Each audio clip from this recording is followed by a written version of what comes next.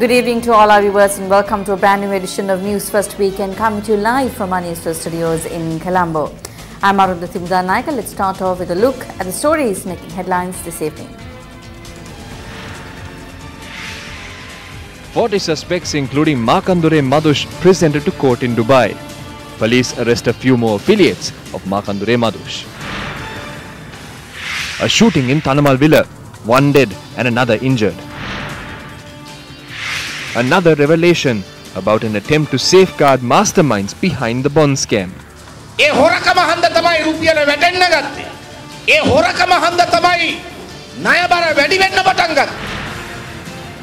Bandhu Samarasinghe disappointed about his name being mentioned in Parliament. ගෞරවනීය පාර්ලිමේන්තුවේ ඉඳලා හිටලා මාසයකට වතාවක් හරි මගේ නම කියවෙනවා. මලපරේතයෝ වගේ එතන ඒක කියනවා. එහෙම හොඳ නෑ ඒ වගේ තැන්වල අපේ නම කියන එක. 26th-day promotional campaign of Sports First Alliance Platinum Awards successfully ends. And now the stories in detail. Several accomplices of Markandure Madush were arrested today. The police special task force arrested a criminal by the name of Andaravatte Chamara, who is said to be a drug peddler and an accomplice of Markandure Madush and Angodalokka, who are arrested in Dubai. He was arrested in the Mahawata area in Grand Pass early this morning. The police said that a live grenade and 5 grams of heroin were also seized from the suspect at the time of the arrest. It has been revealed that this suspect has had connections with Dematogoda Chaminda, who is currently in remand custody. The suspect had been a wanted criminal for several crimes, including threatening, using firearms and obtaining ransom.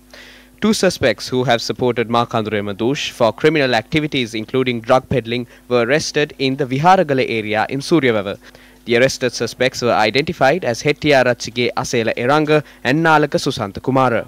A T-56 weapon and 20 live bullets and 1 gram of heroin were seized when the suspects were arrested. The Tangol Crimes Division had arrested the 2 suspects when they had been travelling to a house said to be owned by Markandure Madush in the Suryawava area. මාකඳුරේ මදුෂ්‍යන අයගේ පියාගේ අවමංගල්‍ය කටයුතු මෙහෙවයා තිබෙන්නේ සැලසුම් කර තිබෙන්නේ මෙම අත්අඩංගුවට ගන්නා ලද සැකකරුවන් දෙදෙනා බවටයි වැඩිදුරටත් වාර්තා. A suspect by the name of Shanaka Madushanka alias Sirigampala Olumara was arrested with 2 grams and 300 milligrams of heroin last night. He was arrested at his residence in Lunuvila, Kirimetiyanavatta, Vennappua. A woman and 10 other suspects who had arrived at the location to purchase heroin from the suspect had also been arrested. Investigations have commenced to arrest a person by the name of Shiva, who has allegedly supported Markandure Madush to travel overseas. The police STF had raided a house in the Kochikade area looking for the suspect. However, he was not found at the location. 7 accomplices of Markandure Madush were arrested from several locations during the day. Markandure Madush and Angodalokka, who are both arrested in Dubai, are allegedly connected to several murders in addition to drug racketeering. The main allegation against Markandure Madush is the murder of the former chairman of the Southern Development Authority, Danny Hittatia, in the year 2006. There are several reports of murders said to have been committed with the involvement of Markandure Madush while he was in Dubai during the last year. 7 people, including Ranale Samayang, were shot dead while travelling in a prison bus in the Kalutara area. A shooting that took place targeting IP Nyomal Rangajiva in Piliyandala claimed the life of a police constable and a child. 5 murders that are connected to Markandure Madush have been committed in the Kaduwela, Talangama and in the southern province during the last year. Meanwhile, Dubai police records state that they have arrested 289 suspects who are residing in Dubai wanted by other countries. A majority of these suspects are wanted for human trafficking, money laundering, financial crimes and for their involvement in organized criminal gangs. Dubai media reveals that 120 such suspects have been handed over to the countries where they are wanted. The laws with regard to drugs and narcotics in the Arab world, in the Gulf countries, are generally very rigid and very strong. Of course, Dubai is somewhat different to other Gulf countries. Any money in the account of persons in Dubai will not be released. The secrecy of those accounts will be maintained. That is why when a delegation from Sri Lanka went to Dubai seeking information on people who had large sums of money stored away in Dubai, the Dubai authorities refused to release such information, since there had been no legal proceedings that had commenced or had been conducted in Sri Lanka against those individuals. But said that if any offences are committed on the soil of Dubai, whether it's money laundering, drug abuse or any such thing, the law is very strict, and it is unlikely that those who are accused, if there is evidence, will be easily able to get out of the situation they find themselves in. Now, speaking at a media briefing today, UPFA parliamentarian SM Chandrasena spoke about the program initiated to eradicate drugs from the country. The government has been going on for 4 years, and according to the president, he was not allowed to do anything. But he did it after the police was taken under his purview. And if there are any politicians involved in drug peddling, it is the responsibility of the president to reveal them to the public and punish them. We request the president to also capture Arjuna Mahendran. That is when we will be satisfied. And that is when justice will be served for the people of this country.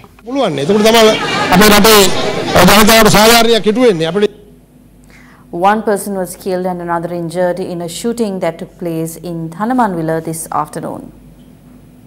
The 42-year-old deceased was Vasantha alias Suduhakuru Sumit. It was revealed that 4 people who arrived on 2 motorbikes at around 12:20 p.m. had carried out the shooting.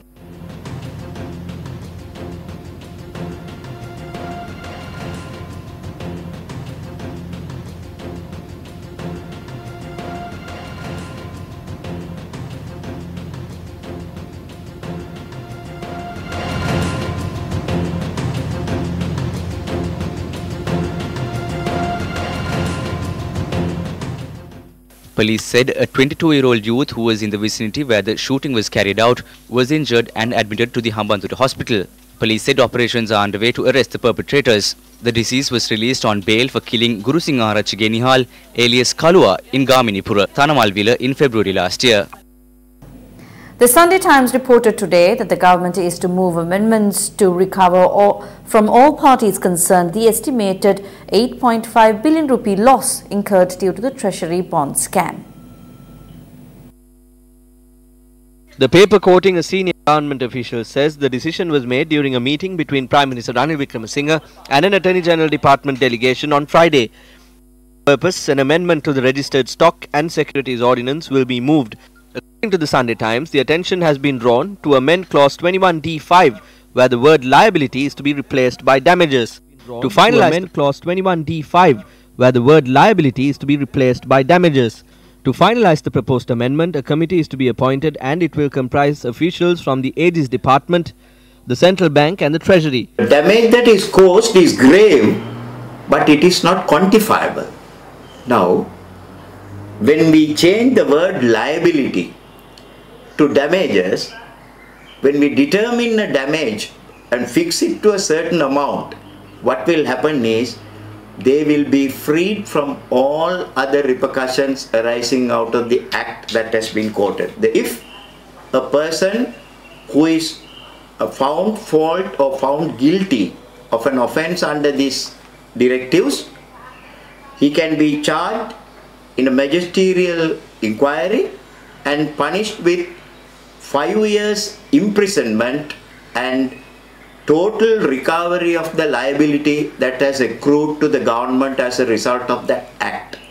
In addition, the court is also in a position to impose a penalty equal to the loss.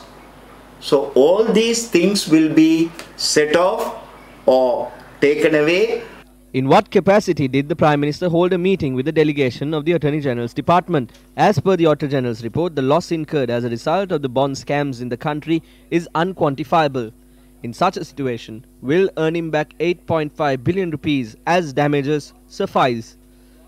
With just few days more for the completion of 4 years since the first CBSL bond scam took place, is this yet another attempt by the Prime Minister to safeguard the rogues rather than bringing them before the law?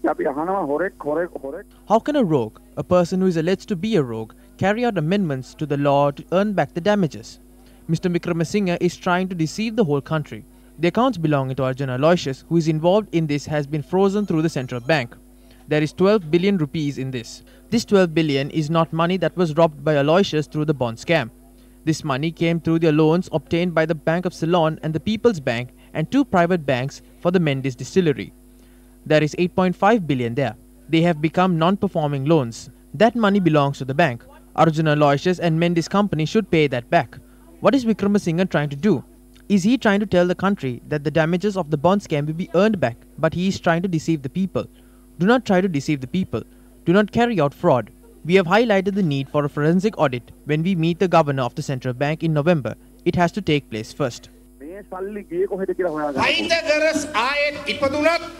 Even if Pythagoras is reborn, we will not be able to calculate the damage caused by the bond scam to our economy. It is because of this scam that the value of the rupee started depreciating. It is because of this that the debt burden of the country started to intensify. You are aware that the EPF and ETF funds were taken by these great masterminds like Arjuna Mahendran, Arjuna Aloysius and Ranil Wickramasinghe as soon as the government was established.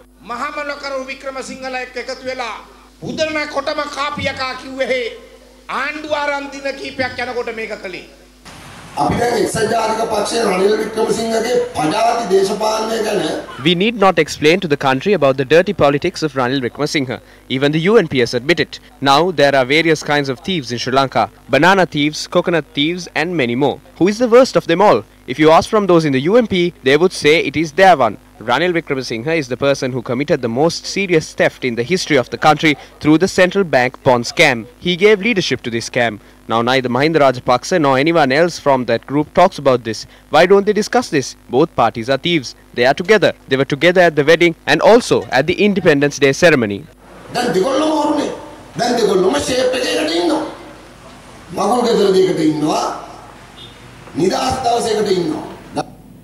Speaking at a media briefing convened by the National Freedom Front, parliamentarian Vimal Weerawansa expressed the following views.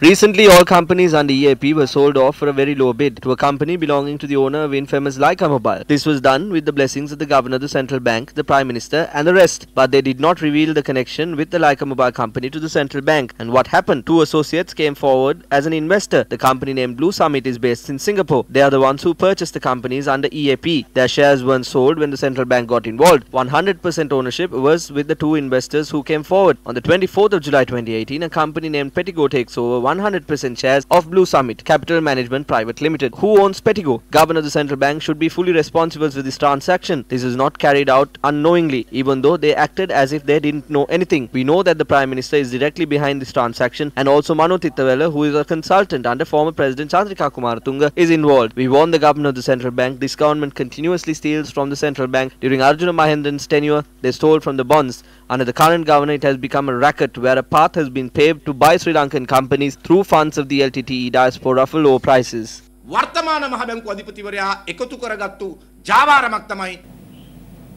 At a media briefing held in Colombo today, parliamentarian Bandulu Kunwardana expressed his views regarding the forthcoming budget. In 2016, the International Monetary Fund stated that in order to move forward, it was necessary that we sign an agreement with them. This deal ends in April of 2019. There are three principal causes in this deal. One is that by 2020, the budget deficit has to be reduced from the GDP by 3.5% to stop using reserves in order to prevent the rupee from further depreciating.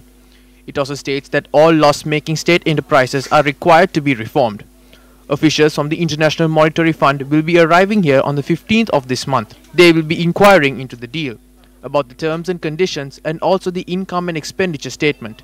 Minister Mangala Samravira, like a prisoner of the International Monetary Fund, will present the budget proposal to the officials on the 5th of March.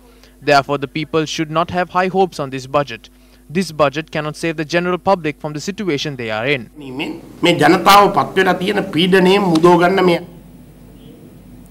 Newly constructed 4-storied building at the Balapitiya Divisional Secretariat was vested with the public today under the auspices of Prime Minister Ranil Wickramasinghe. This building has been constructed at a cost of 74.8 million rupees.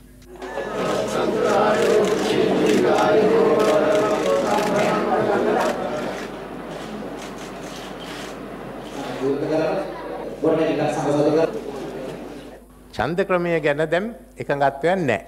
There are no agreements with regard to the electoral system. The main political parties are on one stance while the smaller parties are on another stance. We need to solve this tug of war first. We tried out a new local government electoral system, but everyone is of the opinion that it is not good.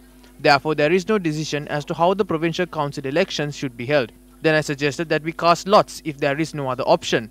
Today we are faced with this problem, and without solving the problem, we cannot even present a draft bill.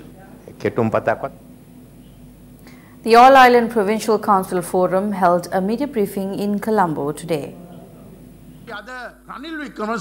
Today, when we are trying to bring Ranil Wickramasinghe for elections, I remember the story of pulling the dog which hated water. We somehow put the dog into water and washed it. We tell Ranil Wickramasinghe that we will drag you into elections and we will try to get the provincial council elections before any election.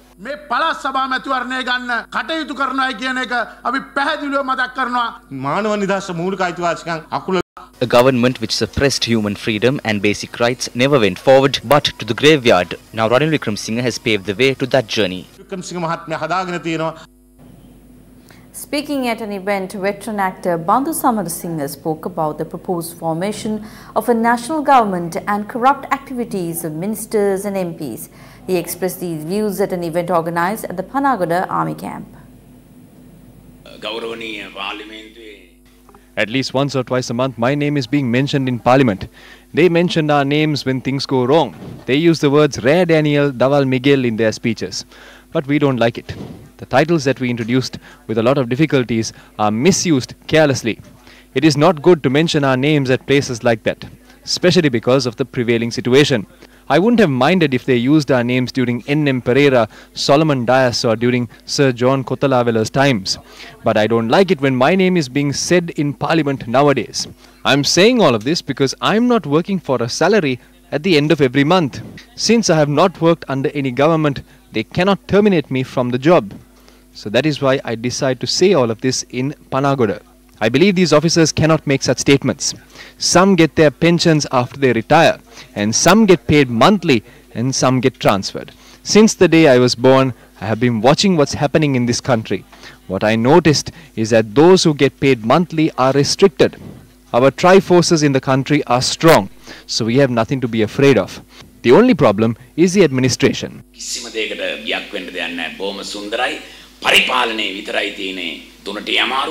පරිපාලනයේ තුනට අමාරුව තියෙන හින්දා තමයි මේ යම් යම් දේවල් ඇති වෙන්නේ. මේවත් ඇති වෙලා තියෙන කුහකකම සහ පෙරේතකම සහ මම තමයි මිනිහා කියලා කියා ගන්න ගිහිල්ලා මාසේ පටි අරගෙන කට්ටිය පැටලෙලා ෆයිල් පැන්නයිලා පැටලෙලා මොකද්ද වෙලා. The event was organized by the Arya Foundation yesterday to award scholarships to the children of the Sri Lanka Army and Police who were killed and affected by hazards. A number of programs are being implemented in the Colombo city under the purview of the Governor of the Western Province, Asad Sali, to minimize the traffic congestion within the city. With the rapidly increasing number of vehicles entering the Colombo city, heavy traffic congestion is experienced in the access roads of the city. Attention has been focused on clearing constructions that obstruct the movement of traffic. Accordingly, the roundabout near Golf West Green was removed recently.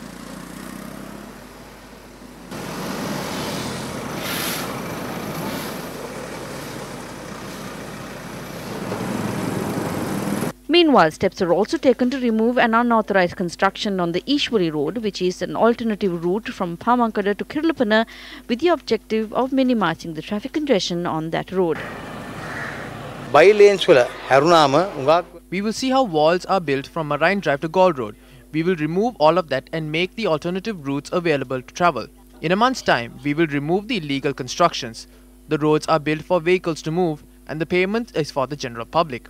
I will not let them get obstructed. Investment for the future. We are watching. You are able to change the perception of the entire country, especially Sirasa. Well, those were the views expressed on Sports First Alliance Platinum Awards by the principal of Anula Vidyalaya in Nugegoda. The promotional activities, the award ceremony organized by a media organization to felicitate talented sports personalities in the island successfully ended at the Anula Vidyalaya today. Sports First Alliance Platinum Awards 2018. Platinum Awards ceremony is organized to assess and award talented sportsmen and women in the country within the years of 2017 and 2018. The awards ceremony is scheduled to be held on the 29th of March at Stein Studios in Ratmalana. The 20 awards that will be presented at the Platinum Awards ceremony includes the award for the Best Sportsman and Sportswoman of the Year, the Most Famous Sportsman of the Year, and the Special Platinum Award presented once in a lifetime. The promotional activities that were carried out covering all 25 districts from the 16th of January came to an end at the Anula Vidyalaya in Nugegoda. Principal Jayani Prashangika, Director of the Ministry of Education, Atula Vijayawardana, Group Director of the Capital Maharaja Organization, Siobhan Daniel, Assistant General Manager of Allianz, Jayanath Alves, and sports personalities from the schools in the area attended the event. This was something we in the education sector waited for. We are watching. You are able to change the perception of the entire country, especially Sirasa. You can create a positive ideology. Through your efforts to bring in more and more children for sports, there will be an opinion that will be created through Platinum Awards. The ideology of the parents will be changed. We wish your team, we are delighted that a strong institution took charge of this responsibility.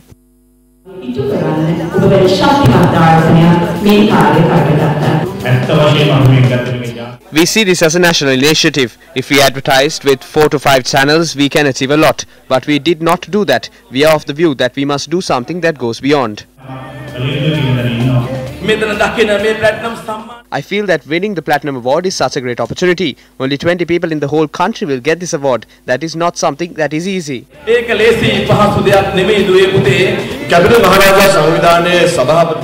The chairman of the Capital Maharaja Organization Limited is a person who has carried out a service to this country for over 50 years.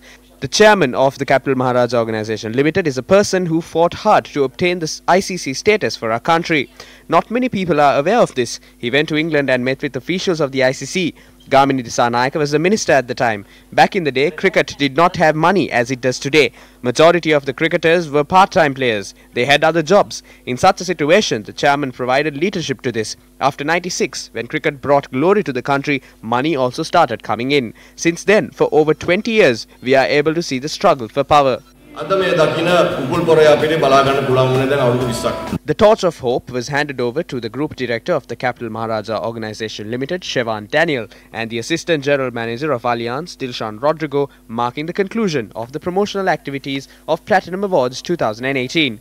The most famous sports personality will be selected based on SMS votes of the general public. Kishu Gomez, Damayanti Dasha, Shreyani Kulavansa, Julian Bowling, Professor Arjuna De Silva, Dilroy Fernando and Ruan Caragala will act as the jury of Platinum Awards 2018.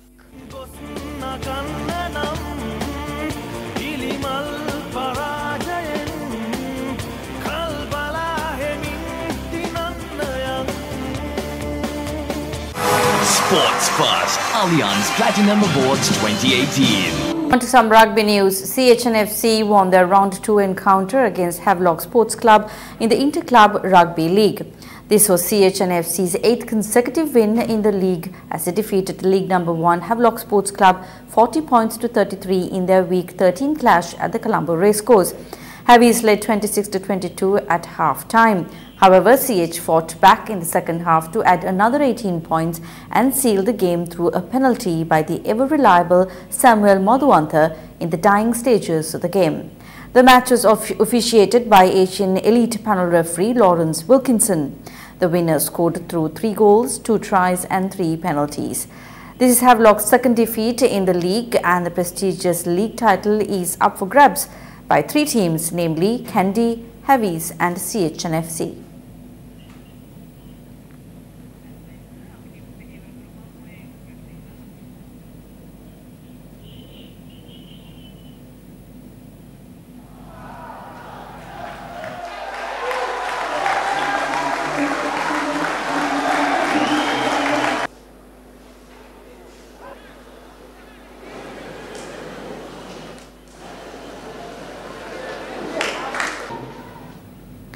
The Colombo District Conference, or the Ritikala Vishuddhi Angampuru Conference series, a form of martial art from Sri Lanka, was held in Maharagama today.